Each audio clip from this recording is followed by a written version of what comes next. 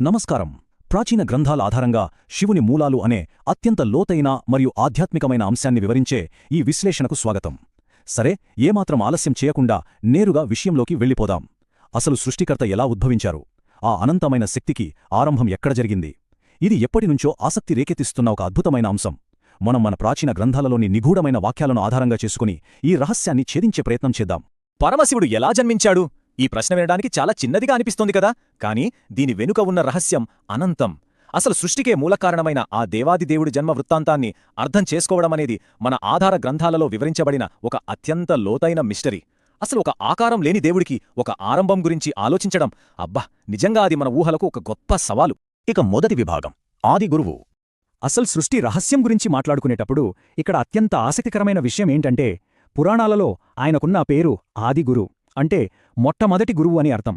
సమస్త జ్ఞానానికి, విద్యలకు ఆయనే అంతిమ మూలం. ప్రపంచానికి మొట్టమొదటిసారిగా జ్ఞానాన్ని ప్రసాదించిన ఆ ఆదిగురువు పుట్టుక గురించి తెలుసుకోవడం నిజంగా అద్భుతం కదా. అన్నింటికీ మూలమైన ఒక గురువుకి అసలు మూలమెక్కడ ఉందో వెతకడమే ఈ నామం వెనుకున్న గొప్పతనం. దీనితో పాటు మూల గ్రంథాలు శివుడిని కల్కి అధిపతి అని కూడా కీర్తిస్తాయి. అంటే కాలాన్నే శాసించేవాడు, కాలానికే అధిపతి అని అర్థం.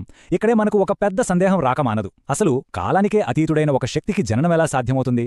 ఆలోచించండి. అసలు అంతిమమైన ఒక అస్తిత్వానికి దానికి ముందే ఏదీ లేనప్పుడు పుట్టుక ఎలా జరుగుతుంది? ఇది నిజంగా అనంతమైన విశ్వానికి సంబంధించిన ఒక బరువైన ప్రశ్న కదా. ఇప్పుడు రెండవ విభాగం, పౌరాణిక రహస్యం. ఈ సృష్టికర్త మూలాల కోసం కేవలం మన ఊహల మీద ఆధారపడితే లాభం లేదు. అందుకే పురాణాల ప్రకారం అనే ఈ ఒక్క వాక్యం మనల్ని ఆ రహస్యాల వైపు నేరుగా తీసుకువెళ్తుంది. దేవుళ్ల కాలక్రమాన్ని మరియు ఉనికిని అర్థం చేసుకోవడానికి ఈ పురాణాలే చాలా ముఖ్యమైన పాత్ర పోషిస్తాయి. శివుని జననానికి సంబంధించిన చిక్కుముడులను విప్పడానికి పురాణాలే మనకున్న ప్రధాన ఆధారాలు అని ఇక్కడ చాలా స్పష్టమవుతోంది. కాబట్టి ఇక్కడ అత్యంత కీలకమైన విషయమేమిటంటే, సృష్టికి సంబంధించిన అసలు కథ అంతా మనకు శివపురాణంలో దొరుకుతుంది. అవును, మూల గ్రంథాలలో స్పష్టంగా పేర్కొన్నట్లు సృష్టి ఎలా ప్రారంభమైంది అనేదానికి శివపురాణమే అత్యంత పక్కా ఆధారం. అందులోనే ఆ పరమేశ్వరుని ఉద్భవానికి సంబంధించిన లోతైన రహస్యాలు దాగి ఉన్నాయి. ఆ గ్రంథమే మనకు దిశానిర్దేశం చేస్తుంది. ఇక మూడవ విభాగం, తేజస్సు మరియు రుద్రాక్ష.